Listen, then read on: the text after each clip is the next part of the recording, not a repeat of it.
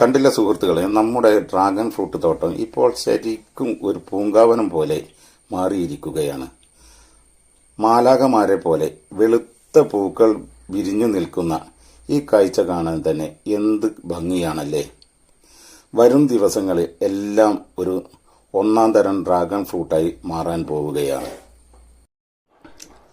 രാത്രിയിൽ വിരിഞ്ഞ് രാവിലെയാകുമ്പോഴേക്കും കൊഴിയാൻ തുടങ്ങുന്ന ഈ പൂക്കളുടെ സൗന്ദര്യം ഒന്ന് വേറെ തന്നെയാണ്. നമ്മുടെ കൃത്യമായ പരിചരണവും ജൈവവളപ്രയോഗവും ഒക്കെ കറക്റ്റ് ആയതുകൊണ്ടാണ് ഈ സീസണിൽ ഇത്രയധികം പൂക്കൾ ഒന്നിച്ച് വിരിയിക്കുന്നത്. പൂക്കളിൽ തേൻ കുടിക്കാൻ വരുന്ന തേനീച്ചകളെയും കാണാം. ഇവരാണ് നമ്മുടെ പരാഗണത്തെ സഹായിക്കുന്നത്.